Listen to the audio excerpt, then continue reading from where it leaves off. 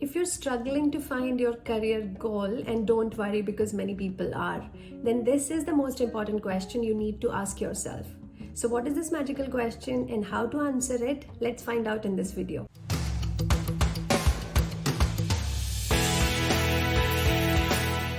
Hi everyone, this is Nistha from Scholar Strategy, and if you're here for the first time, I am a MScs graduate from UIUC and MBA dropout from NYU. I help you find not only fulfilling but rich and successful careers. So let's ask this magical question, and this magical question is, what is your core motivation? What is your core motivation? So many people think that once you decide your goal, once you figure out whatever it is that you're magically supposed to do in life, then you motivate yourself and get your dreams accomplished. But does it really work that way? Let's look at the New Year resolutions. I'm sure you must have made a resolution at some point of time, even if it was to lose 5 kg weight, or maybe read 20 books that year, or crack a very hard exam. We all make resolutions, but what happens after a few days? Why do we give up on that? It's not that the goal is not important enough for us anymore. It's just that we don't feel the same level of motivation anymore. So what I'm trying to say is that our brain will not get anything done unless it is properly motivated to do that task. And it's really hard to motivate it if the motivation is not coming from within. What do I mean by motivation coming from within? That our natural propensity can be towards something. We might be naturally motivated towards something, and then it's easier to get us out of the bed and go attempt that task. So before we begin on our career research, before we start talking about what is my goal, what am I good at, and all those things, right? The first thing you need to find out, if you pick something which you feel naturally motivated towards, then it will be much easier for you to succeed in that career. So let's say we pick something that already motivates us a lot. We will have to work less harder on accomplishing something there. That means that my chances of success are going to be much higher. For example, writing content for me is a task that inherently I enjoy. So I already feel motivated to create content, to create videos, to create reels and different form of content, right? Now, for someone who does not like writing, who's not like a verbal person, he's going to have to motivate himself much harder to do the same things that I do in 5 minutes. So if you want to succeed, pick a career that motivates you. It's as simple as that. So now the real question is, what motivates you? What is your core motivator? And it seems like an open-ended question, but let me help you a bit, because I do this in more depth with my coaching clients, but here I'll give you a shorter version of it. I have designed that there are 4 kind of basic motivators that motivate anyone. And what are these 4 motivators? First is money and power. Second is meaning and impact. Third is comfort and convenience. And fourth is creativity and expression. You can basically categorize any motivation under one of these 4 categories. Looking for stability, that is more like, seeking a comfort and convenient life. So ask yourself, which one of these 4 motivators works for me? Let's look at them one by one. First is money and power, and I'm sure anybody who's in the age bracket of 20 to 40 probably thinks that, of course, money is the motivator for everyone, right? Isn't it? That's why we take the highest paying jobs and so on. But here's the deal. I have seen many of my classmates who went into investment banking or consulting because money was a motivator for them, and now in their mid-30s or late 30s, they hate their jobs and they are not motivated by their jobs any longer. Why is that? It's because they have already earned enough money, and money is not as strong a motivator for them as it was 10 years ago or 15 years ago. So there's an important nuance here. If you see, our motivation can actually change over our life. What motivates us a lot right now may not motivate us 2 decades from now. And that's okay. So this question, what motivates you?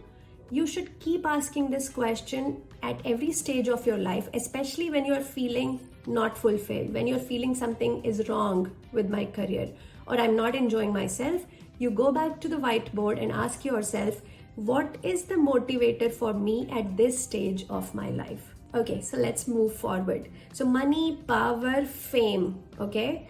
If you are motivated by these factors, and there's nothing wrong, so let's not be like, I'm not judging anyone here. If these are your primary motivators, then you should be seeking a career which is high paying, extremely high paying. And it could be, as I said, banking, consulting, trading, private equity funds, and those kind of things. Of course, you have to realize that many of these jobs will demand more time and energy from you. But if you're really motivated by money, you will be okay doing those things. Okay? So look for careers which can give you these things. The more money you have, the higher position you are in, or if you are in let's say a movie making business or something like that, then fame is also around you. So if you're chasing one of these things, think what careers can take me there. Second is meaning and impact, and this could include anything like social enterprises or doing something which makes you feel that you are serving a purpose or you are helping other people. And it doesn't have to be like in a NGO sense itself. For example, many people in Google might feel fulfilled because they think that the algorithm or the technologies that they are developing are helping billions of people out there, and that motivates them, right? So if you are trying to seek meaning from your work or looking to impact a large amount of people, then ask yourself what kind of jobs are there, or if you're interviewing with a company, you should always ask that, is this role going to give me that sense of meaning and impact that motivates me? Third, creativity and expression. Musicians, writers, artists, all those people, they crave for self-expression and creativity, and so they would be extremely uncomfortable in careers which cage them. For example, I myself have worked in Wall Street and a few other jobs, and I realized that kind of closed construct, working under certain deadlines, reporting to a job, being in a part of hierarchy, that did not really excite me. Later on, I realized that I'm a creative kind of a person, and I need to have that self-expression in my work. And that is why I now write books. That is why I now create content, because it fulfills this inner motivation that I have. Last is comfort, convenience, stability.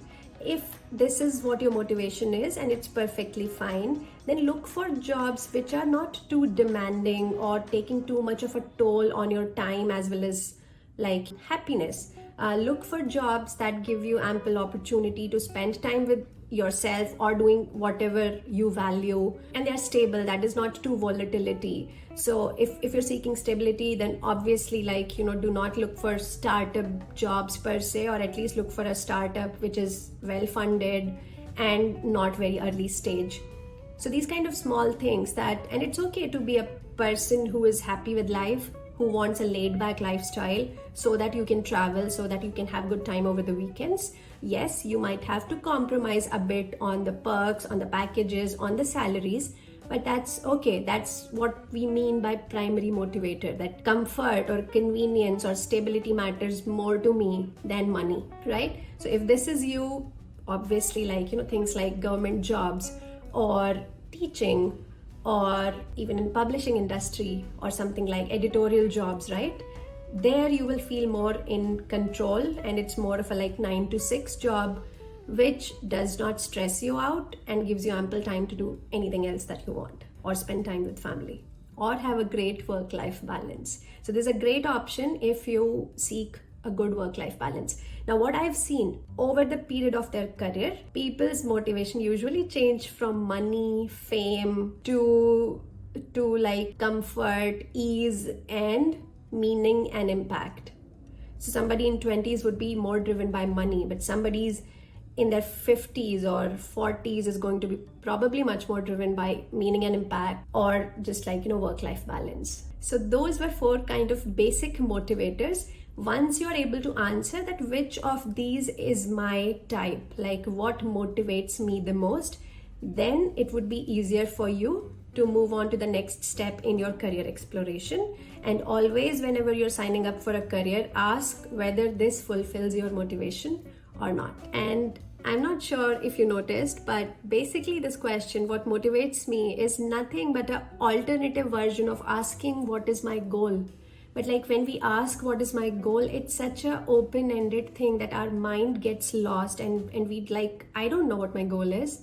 But you can always find what motivates you. Pick one of these categories and from there start building towards your goal.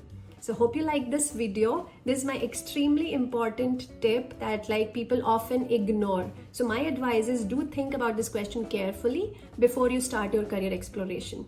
And if there's any question about this, please post in the comments. I'll be happy to reply. We have more videos on career coming up, so don't forget to subscribe the channel and do follow me on LinkedIn and Instagram because I post daily career tips there. That's it for me. See you next time. Take care. Bye-bye.